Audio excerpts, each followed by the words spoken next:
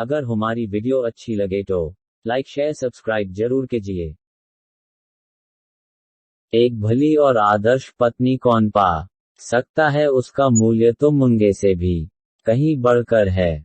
पवित्र शास्त्र कहता है, एक बुद्धिमान पत्नी अपने हाथों से अपना घर बनाती है। धन और संपत्ति तो पुरखाओं से अर्थात दादा, परदादा आदि से मिल सकती है, लेकिन एक बुद्धिमान पत्नी यहोवा परमेश्वर की ओर से ही प्राप्त होती है। एक पति हो या पत्नी, विश्वासयोग्यता सर्वोच्च गुण है जिसके बिना बाकी सारे गुण किसी काम के नहीं। नीतिवचन का लिखने वाला बड़ी खूबसूरती से लिखता है कि एक भली पत्नी अनमोल है, बेशकीमती है, क्योंकि उसके पति के मन में उसके प्रति विश्वास रहता है। परमेश्वर का भय मानने वाली स्त्री अपने घराने के प्रति और अपने पति के प्रति विश्वास योग्य रहती है, चाहे उसका पति सामने हो या ना हो। हर परिस्थिति में विश्वास ही सच्चे रिश्ते की बुनियाद है। एक चरित्रवान स्त्री अपने अविश्वासी पति को भी जीतकर उसे विश्वास में ला सकती है। वो अपने पति की कमियों या गलतियों के विषय में किसी के सामने चर्चा नहीं करती, लेकिन जानती है इसे प्रेम से और आदर देकर प्रार्थना के साथ सुधार जा सकता है, और किसी भी रीति से आदर को कम नहीं करती। ऐसी पत्नी देर सबेर ही सही, लेकिन अपने पति के दिल को जीत लेती है। वो न केवल अपने पति का बल्कि उसके सास ससुर का और पति से जुड़े सभी लोगों का आदर करती है। वो पति को अपना सिर मानती है, जिस प्रकार यीशु मसीह कलीसिया का सिर है।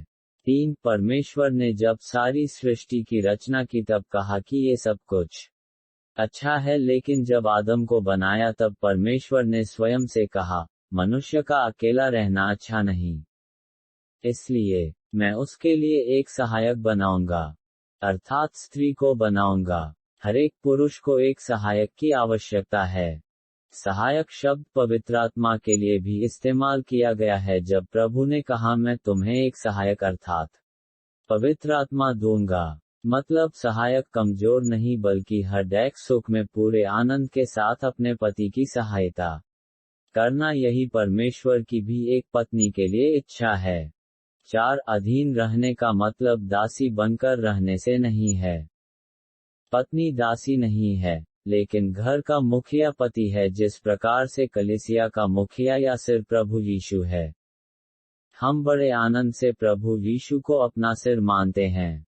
उसका निर्णय सर्वोपरि है, उसी प्रकार पति का निर्णय में स्त्रियों को रहना चाहिए। इसे समझें, जिस प्रकार से एक राजमहल में 2 राजा नहीं रह सकते, उसी प्रकार एक परिवार के दोनों पहिए एक ही दिशा में चलने चाहिए। पति पत्नी दोनों को सोच विचार कर निर्णय लेने से परिवार बना रहता है। स्त्री पति को एक लीडर के रूप में देखती। 5 एक बुद्धिमान पत्नी अपने घर को बनाती है। घर बिगाड़ने वाली स्त्री मूर्ख होती है। नीतिवचन 31 बहुत ही सुंदर रीति से एक आदर्श पत्नी की व्याख्या करता है कि वह बड़े भोर को उठ जाती है और बड़ी प्रसन्नता से कामों को करती है।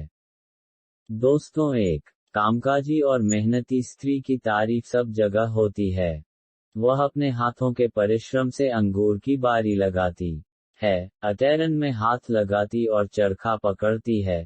इसका मतलब है जो भी काम उसके सामने हो, या चाहे खेती बाड़ी का काम हो या शहरी दफ्तरों में काम हो, बड़े परिश्रम के साथ करने वाली होती है।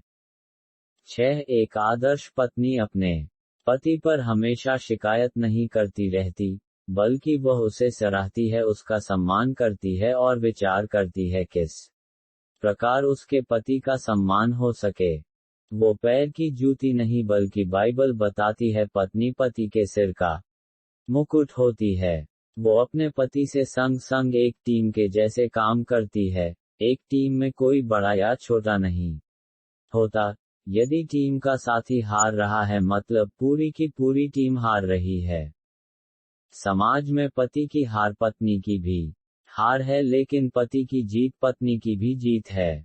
ऐसे घरों के बच्चे भी बुद्धिमान होते हैं, क्योंकि वे देख कर सीखते हैं। 7. एक बुद्धिमान स्त्री पैसों के रखरखाव अर्थात सेविंग एंड इन्वेस्टिंग के विषय में अच्छी जानकारी रखती है। सभी दिन समान नहीं होते लेकिन पैसों के विषय में जानकारी हमेशा लाभदायक होता है।